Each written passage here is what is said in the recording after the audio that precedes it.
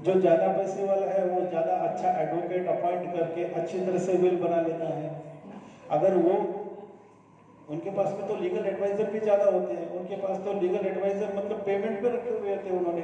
हमारे हम लोग तो मतलब फीस पे काम करते हैं, उन्होंने महीने पे रखा हुआ होता है। अभी रिलायंस वाला है, उसके पास तो पूरे इंडिया में 1 लाख एडवोकेट है। अपनी प्रॉपर्टी की विलेवाट कैसे करें? सबसे बड़ी केस जो है, 2 केस मेरे ख्याल से दिमाग में आ रही है। एक तो मधुबाला लोढ़ा वर्सेस घनश्यामदास बिरला, वो कर्नाटक की केस है, और एक रेमंड के जो मालिक विजय पथ सिंघानिया, उनकी केस की वो अभी के हालात बड़े बेकार हो गए, जो खरबों इसमें सबसे बड़ी एक केस हुई थी होलकर की, एमपी मध्य प्रदेश की। उनकी एक केस हुई थी, उन केस में कम से कम 2-2, 3-3 बिल थे और हर एक आदमी एक बिल लेके आ गया कोर्ट में, या हमारे फेवर में बिल बनाई है या हमारे फेवर में बिल बनाई है। तो ऐसे टाइम पे आपका मामला कोर्ट में जाना है और फाइनल जो होना है कोर्ट में होना है। हम कोर्ट के मामले के बारे में कोई विचार यहाँ पे नहीं कर रहे हैं। इच्छा पत्र कैसे बनाना है, वसीयत कैसे बनानी है, आप लोगों को ये मालूम होनी कि भाई भविष्य में हमें कोई तकलीफ ना हो। इसलिए मेरा ये बोलना कि आप लोगों को जब भी कभी भी वसीयत की जरूरत हो, मालूमात करनी हो, आप मुझे फोन कर सकते हैं अपने लोगों के लिए। बाकियों को मैं फीस लगाऊंगा, आप लोगों को मैं राय जरूर दूंगा, फ्री दूंगा।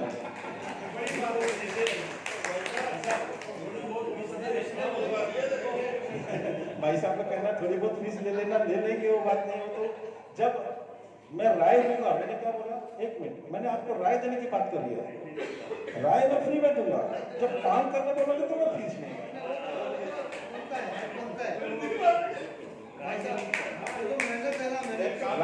राय आपको फ्री मिलेगी, लेकिन काम करने की फीस में जरूर लूंगा।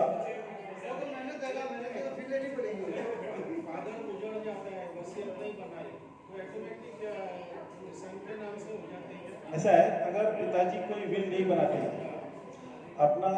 अपना जो कानून है, मतलब हिंदू, बुद्धिस्ट, सिख और जैन 4 लोगों को ये हिंदू सक्सेशन एक्ट लागू है। इसके हिसाब से अगर कोई एंटी स्टेट मर जाता है, एंटी स्टेट मतलब जो आदमी कोई इच्छा पत्र नहीं बनाता है और वो गुजर गया, तो उसकी जो प्रॉपर्टी है, मैंने कहा कि नीचे के जितने वारिसदार हैं उनको मिलेगी। उसमें उसकी वाइफ भी शामिल है, उसकी माँ भी शामिल है, लेकिन उसका पिताजी शामिल नहीं है। समझ गया? आपके बच्चे को जाएगी, लड़के को जाएगी, लड़की को जाएगी, बराबर के हिस्से में जाएगी। वाइफ को जाएगी, उसका भी उतना ही मिलेगा, और मदर को जाएगी। अगर लेकिन वाइफ अगर ज्यादा है, 1 से ज्यादा है,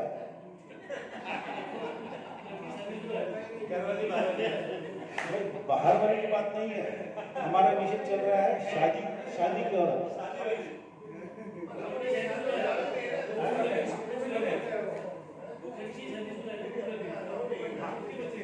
देखो, लड़की शादीशुदा है, वो गुजर गई तो उसके बच्चों को उसका जो हिस्सा जाएगा।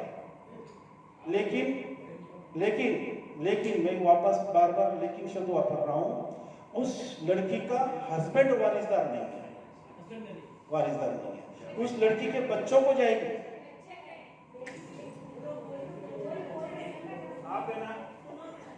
आप अपने प्रश्न जरूर करिए, लेकिन पर्सनल मत बनाइए। आप जनरल प्रश्न पूछिए, जिससे सबको लगे कि आप मुझसे प्रश्न पूछ रहे हैं। आप पर्सनल पूछोगे तो लोगों में आपके घर की बातें भेद खुल जाएगा।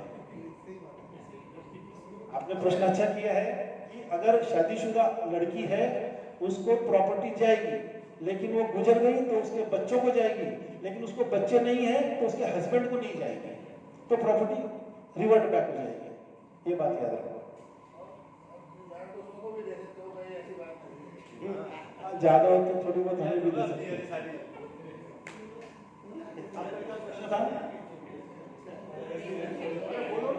शर्मा मत, ये कार्यक्रम, ये क्लब ही इसलिए बनाया है कि आपके अंदर की शर्म निकालनी है हमारे को।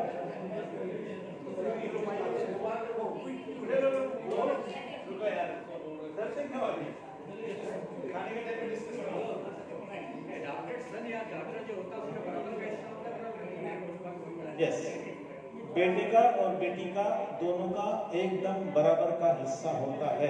अगर वसीयत बनाई तो आपके ऊपर डिपेंड है, वसीयत नहीं बनाई तो बेटा और बेटी जितने भी होंगे सबको इक्वल राइट मिलेगा। अब मैं एक बात बोल रहा था, अगर औरत एक से ज्यादा है, वो प्रश्न रह गया, आप लोगों ने मजाक में ले लिया। अगर औरत एक से ज्यादा है तो दोनों औरतों को एक हिस्सा मिलेगा, भले 3 औरत हो 4 हो, सभी का हिस्सा एक माना जाएगा। अगर समझो एक 100 एकड़ जमीन है, एक लड़का एक लड़की और 4 औरत हैं और एक मम्मी है, ऐसा सोच के चलते हैं, हम लोग कानून की भाषा कर रहे हैं। तो एक लड़के को 25%, दूसरी लड़की को 25%, चारों औरतों को 25% और एक मम्मी को 25%।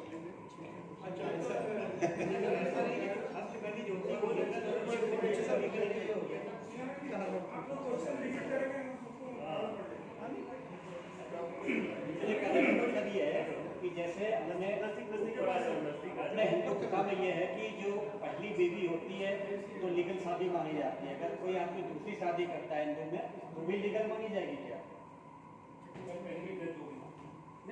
आपने बात की शादी की, मैं कह रहा हूँ रखेल की। अगर आपने कोई औरत रखी है और उसके बच्चे हैं तो भी वो लीगल है, उन बच्चों का क्या दोष है? अरे भाई लीगल तो वो बात की बात है, पैदा तो तुमने किए ना, वो बच्चे पैदा तो तुमने किए हैं, तो उनकी क्या गलती है? वो रखेल जो है वो भी बराबर नहीं, वो कानून वो उसमें इलीगल हो गई, लेकिन उसके बच्चे तो लीगल हो गए ना। बच्चे नहीं है, केवल औरत है और शादी कर ली उससे। देखो ऐसा है, मैंने कहा कि 2 औरतें हैं। अब ये 1956 से पहले की बात हो या 1956 के बाद की बात हो, लेकिन कोर्ट में तो मैटर जाएगा ना, शादी तो की है ना। पहली औरत ने क्यों नहीं ऑब्जेक्शन लिया? पहली औरत का भी तो काम था ना कि उसने शादी की है, उसकी शादी इलीगल डिक्लेयर कराओ, तो ठीक है ना। इतने दिन तक क्या किया? आ जाइए ना सामने, ये तो कोर्ट का मामला हो गया। मेरा कहना ये है, अगर ये होता है उसकी 2 बीवियां हैं तो उसको हिस्सा एकत्रित मिलेगा, उसको सारी औरतों को एक औरत माना जाएगा बस। उसके बच्चे जो रहेंगे वो सब सेपरेट माने जाएंगे, उन बच्चों का कोई दोष नहीं, वो इलीगल नहीं है।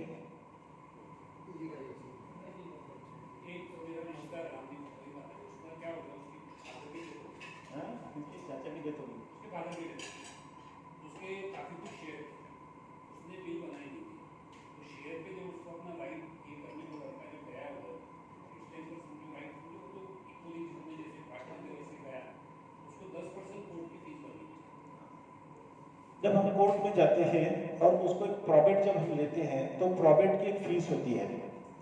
समझो आपकी प्रॉपर्टी 2-3 करोड़ की है, ऐसा सोच के चलो, तो मैक्सिमम जो फीस है वो 75,000 रुपये है प्रॉबेट लेने की। बाकी उसके अंदर जो रहता है ना, उसको एक परसेंटेज दिया है। 50,000 तक अगर आपकी प्रॉपर्टी है तो उसको एक अलग परसेंटेज में गिना जाएगा। मैक्सिमम 75,000 आपको प्रॉबेट की फीस भरनी पड़ेगी, कितनी भी रहो, मैक्सिमम 75,000। ये आपको स्टैम्प ड्यूटी भरनी पड़ेगी कोर्ट की, और आपको प्रॉफिट मिल जाएगा फ्री के। अब रह गया सक्सेशन सर्टिफिकेट, आपने बात करी अभी। सक्सेशन सर्टिफिकेट किसको कहते हैं? अगर कोई व्यक्ति बिना वसीयत के गुजर गया और उसकी काफी प्रॉपर्टी है, तब ऐसे हालत में कुछ बैंक में भी कैश हो। यहाँ पे आपको 2 प्रकार के डॉक्यूमेंट को उल्लेख कर रहा हूं। एक होता है लीगल हेयरशिप सर्टिफिकेट, कि कोर्ट ये डिक्लेयर करता है कि भाई ये जो फला व्यक्ति गुजर गया है उसके ये 5-6 जो भी है ये वारिसदार हैं और इनकी प्रॉपर्टी इसके नाम से, इन लोगों के नाम से की जाए। लेकिन अगर बैंक में कुछ बैलेंस हो तो बैंक वाले बोलते हैं सक्सेशन सर्टिफिकेट लाओ, या फिर उसमें जनरली क्या होता है कि बैंक में नॉमिनी का नाम दिया हुआ होता है, तो बैंक वाले करते हैं जिसका नाम नॉमिनी है उसको दे दिया। लेकिन अगर समझो एक ए व्यक्ति है और उसको 4 बच्चे हैं और वो ए व्यक्ति ने बैंक में खाता खुलवा रखा है और उसमें उसने 1 करोड़ रुपए रखे हुए हैं और उसने अपने बड़े बेटे का नाम नॉमिनी बोल के दे रखा है, तो नॉमिनी जो बी है तो वो मालिक नहीं है पूरे पैसों का, उसमें जितने भी बाकी के बच्चे हैं वो भी उसमें हिस्सेदार हैं। सिर्फ बैंक अपनी सहूलियत के लिए नॉमिनी का नाम लेती है, पैसे उसको दे देंगे, तो उस बी का ये काम है कि वो पैसे उसने सभी लोगों को बांटने हैं। इसलिए फिर कोर्ट में हम जाके ये बोलते हैं कि बस सक्सेशन सर्टिफिकेट दे दो, फिर कोर्ट क्या करता है, किसी एक के नाम से सक्सेशन सर्टिफिकेट देता है कि भाई तुम जाओ पैसे निकालो, बाकी मैं बांट डालूंगा। सक्सेशन सर्टिफिकेट का ये होगा। नॉमिनी एक से ज्यादा हो सकता है। सर कोर्ट से स्टे ले लेंगे।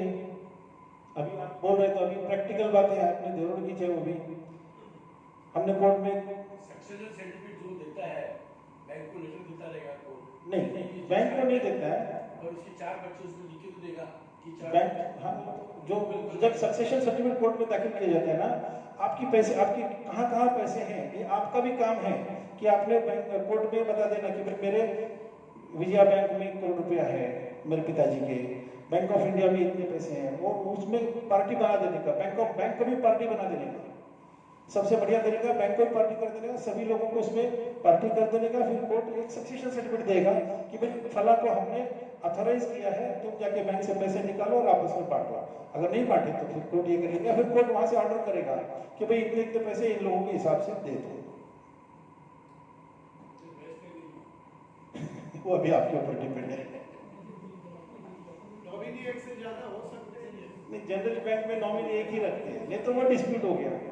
नॉमिनी का कारण ही ये होता है कि भाई वो अपनी जवाबदारी से मुक्त होते हैं, और बैंक लोगों को तो यही चाहिए कि वहां पे डिस्प्यूट हो जाए। वे लोग क्या बोलते, जाओ तुम कोर्ट से ऑर्डर लेके आओ। नॉमिनी होने के बावजूद वे लोग पैसा रिलीज नहीं करते, क्योंकि जब तक कोर्ट का जजमेंट नहीं होएगा तब तक पैसा उनके पास बैंक पे उसे पड़ा रहेगा। वो ज्यादा ब्याज देंगे, इससे ज्यादा क्या करेंगे। नॉमिनी नेक्स्ट ऑफ किन में क्या फर्क है? नॉमिनी नॉमिनी होता है नेक्स्ट ऑफ किन होता है, नेक्स्ट ऑफ किन। एक तो बोल रहे नॉमिनी और एक बोल रहे नेक्स्ट ऑफ किन। तो नेक्स्ट ऑफ किन और नॉमिनी में क्या फर्क है? नेक्स्ट ऑफ किन या रिलेटिव हो गया। नेक्स्ट ऑफ किन जो बोल रहे हैं ये एक रिलेटिव हो गया, आपके और कौन कौन वारिसदार है करके। हाँ, लेकिन नॉमिनी जो है उसको आपने, जो मरने वाला व्यक्ति है उसने अथॉरिटी दी हुई है बैंक को कि भाई मेरे बाद में पैसा इसको जाना चाहिए, बस। लेकिन वो ये नहीं बोल सकते, बैंक वाले ये नहीं बोल सकते कि तुम ही इसके मालिक हो। उसका काम है सिर्फ पैसा लेना और अपने बाकी के भाइयों में या वारिसदारों में बांटना। अगर नहीं बांटेगा तो उसमें फिर कोर्ट इंटरफेयर करेगा ही और सारे पैसे आपके रुका देगा।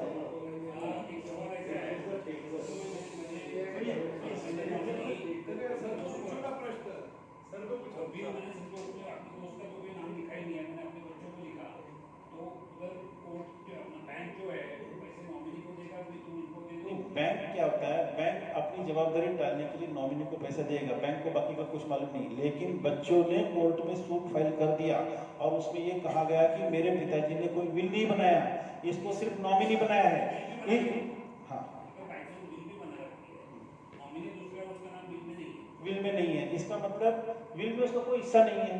तो बच्चे कोर्ट में जाके यही कहेंगे कि ये नॉमिनी का कोई संबंध नहीं है, ये मेरे पिताजी ने इनको नाम दे रखा है, इसका काम है पैसे निकालना और हमको बांट के देना। तो कोर्ट से ऑर्डर ले सकते हैं। सर आपको बोलो।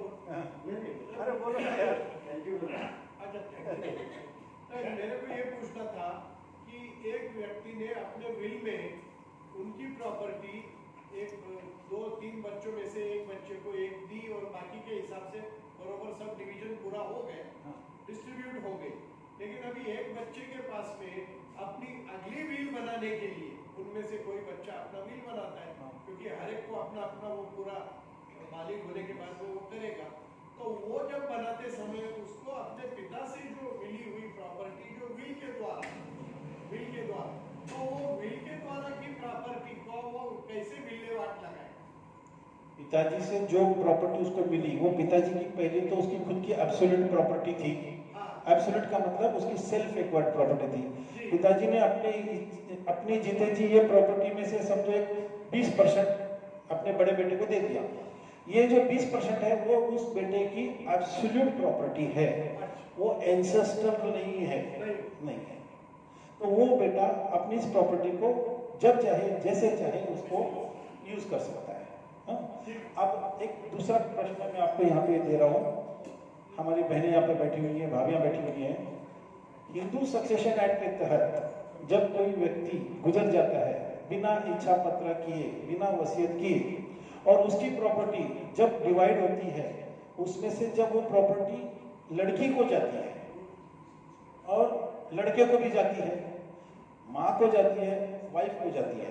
अब यहाँ पे आपको थोड़ा सा पॉइंट समझना ये है कि पिताजी से, यानी जिस व्यक्ति से ये प्रॉपर्टी एंसेस्ट्रल बोर्ड के आई है, लड़के को जब ये प्रॉपर्टी मिलेगी तो वो उसके लिए एंसेस्ट्रल प्रॉपर्टी है, मतलब उसकी वडिलोपार्जित जिसको बोलते हैं। उसके जो बेटे रहेंगे उस प्रॉपर्टी में उसका भी हक होगा। मैं आपको एक एग्जांपल देकर समझाऊंगा। अगर ये एक व्यक्ति है, उसके पास में 100 एकड़ जमीन है, एक लड़का है, एक लड़की है, वाइफ है और मम्मी है। हर एक को 25-25 एकड़ जमीन मिल गई। अब लड़के को जो प्रॉपर्टी मिली है वो एंसेस्ट्रल बन गई, मतलब उस लड़के को अगर नीचे और 2 बच्चे हैं, उसकी भी वाइफ है, तो इस प्रॉपर्टी में उन बच्चों का, उसकी वाइफ का भी हक हो गया। लेकिन जो प्रॉपर्टी उसकी लड़की को मिली वो प्रॉपर्टी उसकी एब्सोल्यूट प्रॉपर्टी है। अगर वो लड़की चाहे कि भाई मैं इसका विल बना के दूसरे को देना चाहती हूँ तो दे सकती है, उसको वो टेस्टामेंट्री सक्सेशन से टेस्टामेंट्री डिस्पोजिशन कर सकती है।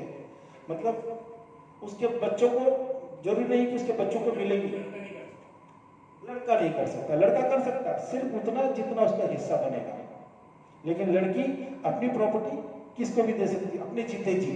लेकिन जब वो गुजर जाएगी तब उसके बच्चों का अधिकार शुरू हो जाएगा। सभी भाभियां बहनें ऐसे खुश हो रही हैं।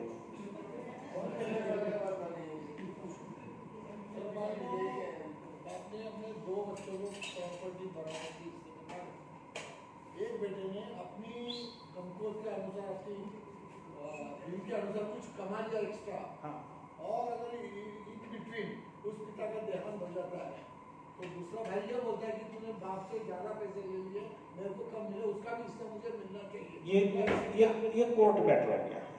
ये यहाँ पे नहीं, हमारा विषय चल रहा है पिताजी से आई हुई प्रॉपर्टी, वसीयतनामे से आई हुई प्रॉपर्टी। जिसने ज्यादा कमाया कम ज्यादा है तो वाद विवाद का बात हो गया ना।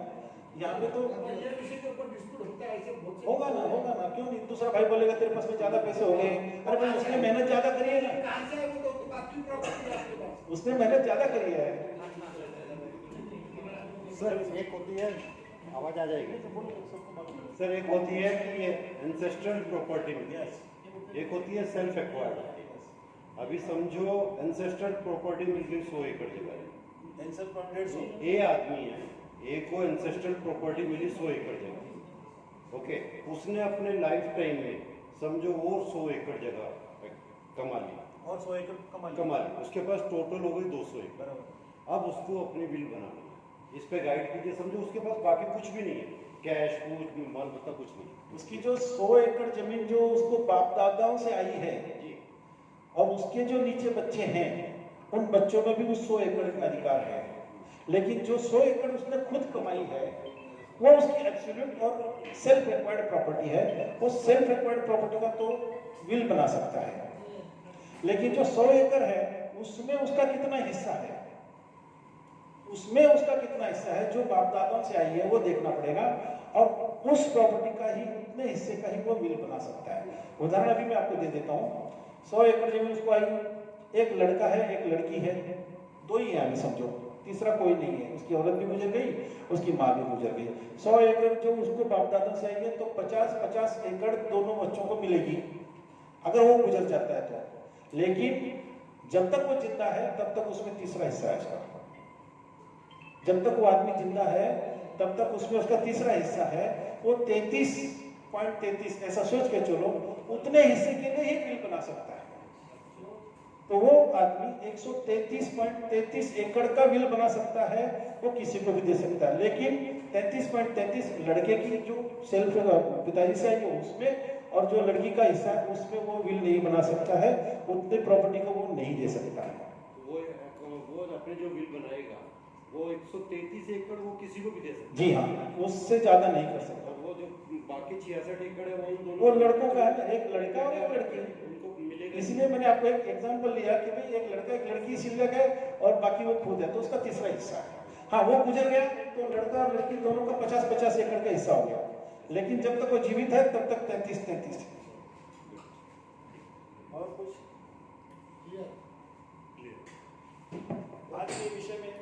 हम लोगों ने वसीयत की इस विषय पे हिंदू सक्सेशन एक्ट भी कवर किया है। उसके बाद welfare and maintenance of senior citizen and parents act, इसकी भी मैंने आपको थोड़ी सी झलकियां दी हैं।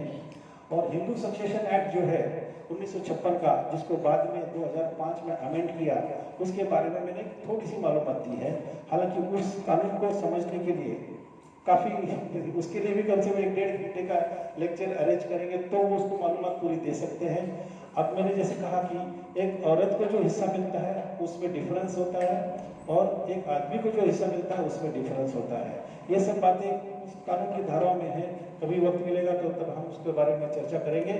अभी और कुछ बातें हो तो बताइए, किसी को और कुछ प्रश्न तो, वरना हम लोग कंक्लूड करेंगे। सर कुछ प्रॉपर्टी मैनेजमेंट पे भी प्रकाश डालिए। प्रॉपर्टीज हमारे जो है तकरीबन मैं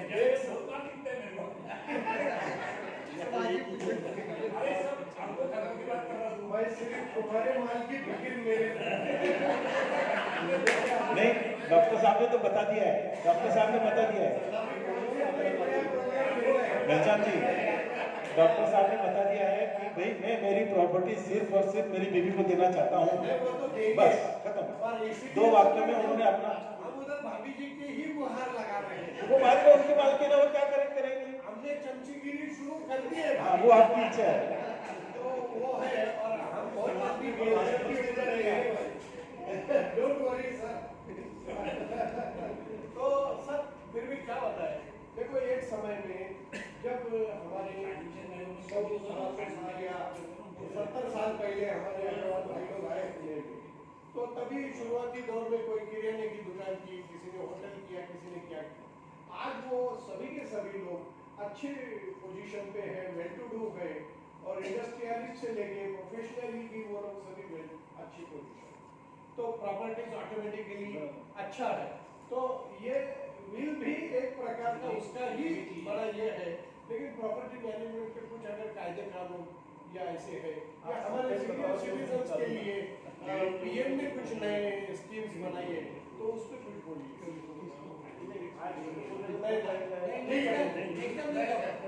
दोस्तों, हाँ मेरे ख्याल से काफी देर हो गई है, आप लोगों को चलते चलते आखिर में थोड़ा सा ओपिनियन जरूर दूंगा आप लोगों को कि आपके पास समय है, प्रॉपर्टी है, सब कुछ है, और यहाँ पे हम लोग जो क्लब हम लोगों ने जो बनाया है, इसके अंदर जो हम सभी इकट्ठे हुए हैं, इसके पीछे जो मकसद है, आप लोगों के बीच में कुछ ज्ञान की बातें हमें बतानी थी, आप लोगों का डर निकालना था।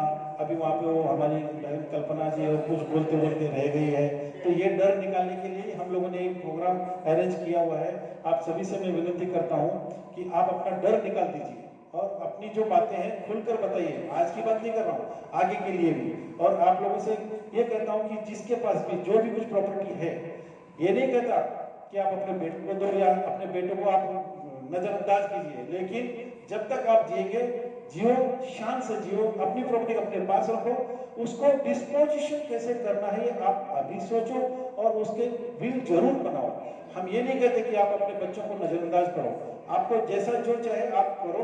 अगर आपको लगता है कि कहीं दान करना है, कुछ करना है, तो आप लिख के रखो, बच्चों को भी बता के रखो कि भाई आगे उसमें एग्जीक्यूटर का नाम जरूर डालना। एग्जीक्यूटर का मतलब कि मेरे मरने के बाद में इस विल की जो फाइनलाइजेशन होगा, इसका जो अमल होगा, इसको एग्जीक्यूशन कौन करेगा, तो इसलिए वो एग्जीक्यूटर का नाम जरूर डालो ताकि उस विल का सही ढंग से इस्तेमाल हो जाए।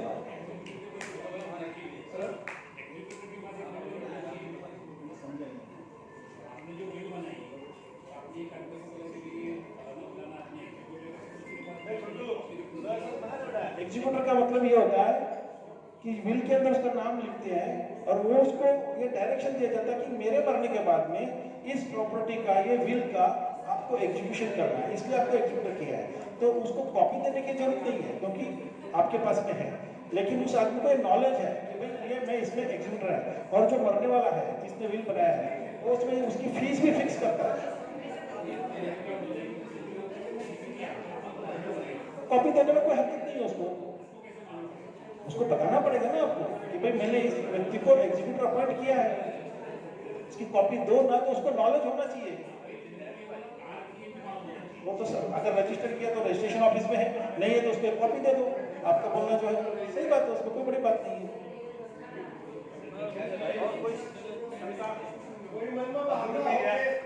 कोई प्रॉब्लम है तो बताओ।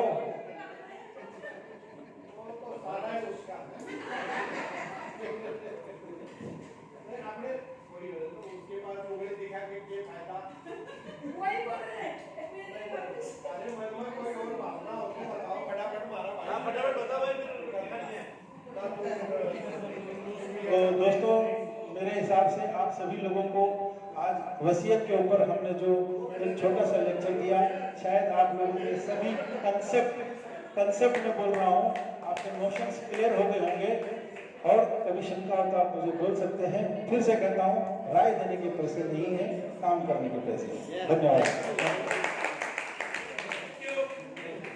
Thank you. और बहुत बड़ी बात है, यहाँ पे थोड़ा सा आपका तवज्जो चाहूंगा हमारी माताएं बहनें। देखिए, जिस तरीके से हमारे भाई एडवोकेट शिव नारायण जी ने इस सब्जेक्ट को एक कैप्सूल के रूप में सामने पेश किया, क्योंकि ये सब्जेक्ट इतना वास्ट और बड़ा है कि इतने कम समय में इसके ऊपर डिस्कशन होना बहुत ही मुश्किल था, लेकिन बहुत ही खूबी से और जिस तरीके से उन्होंने ये इंफॉर्मेटिव डायलॉग यानी संवाद हम सबके बीच में किया, ये बहुत ही काबिल तारीफ रहा। मैं आप सभी लोगों से गुजारिश करूंगा कि एक जोरदार तालियों के साथ में हमारे भाई को थोड़ा सा प्यार से आप अपना।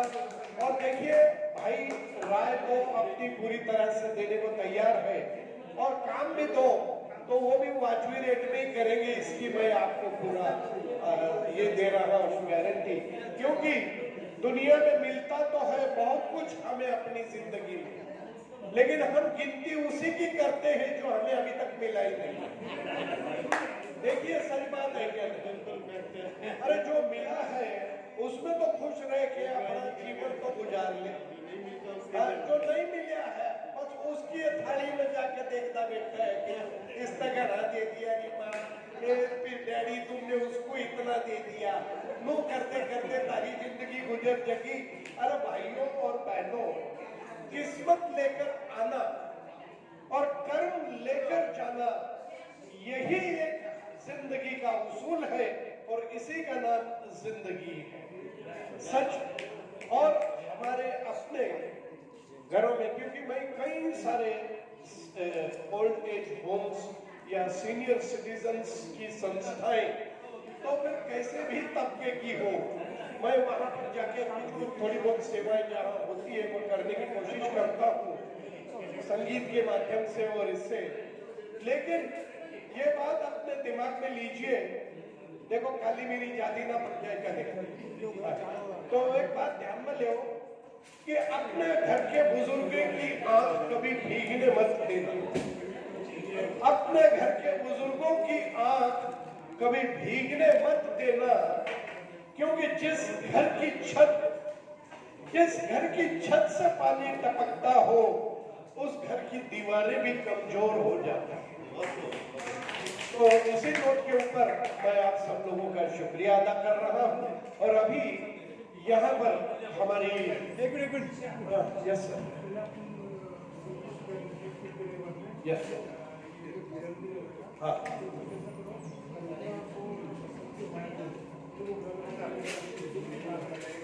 अच्छा जी, हाँ, अच्छा देखिएगा यहाँ पर माया जी गोयल और कल्पना जी